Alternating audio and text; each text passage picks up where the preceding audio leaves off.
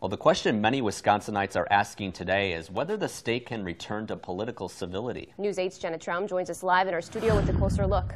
Mike and Lisa, this recall election has produced a lot of raw emotions from both Democrats and Republicans. In both Governor Scott Walker's victory speech and Tom Barrett's concession speech, the candidates encouraged their supporters to find common ground. And some lawmakers say it's going to take both elected officials and the public to bring a renewed sense of civility to Wisconsin politics.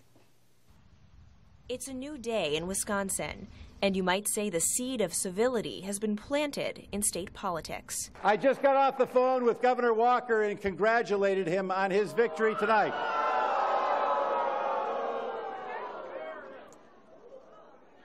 We agreed that it is important for us to work together. A few minutes ago, I talked to Mayor Tom Barrett. No. The election is over. I talked to the mayor, and we had a good talk, and I said, I'm committed to working with you. But just like State Senator Dale Schultz's garden, a return to respectful political discourse in the state is going to take a lot of work, and it's not going to happen overnight. I don't think anybody is naive enough to think that suddenly kumbaya is going to break out.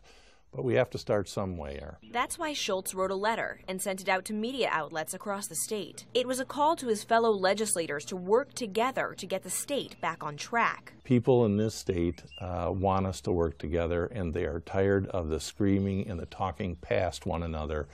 They want their problems addressed. But the director of the D.B. Reinhardt Institute for Ethics and Leadership at Viterbo says it's going to take more than lawmakers' cooperation. The voters have a responsibility too. If we reward incivility by electing people who don't get along with one another, then of course it's going to encourage more of it.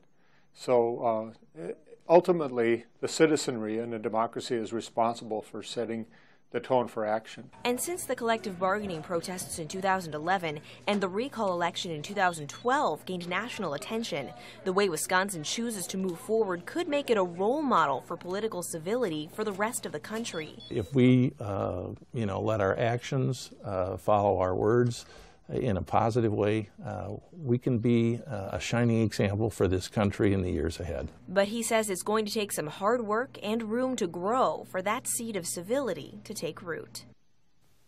Governor Walker has announced he's inviting the members of the legislature over to the governor's mansion for some burgers and brats. Senator Schultz tells me that's a good start, but it's going to take a lot more than a barbecue to really bring the politicians together.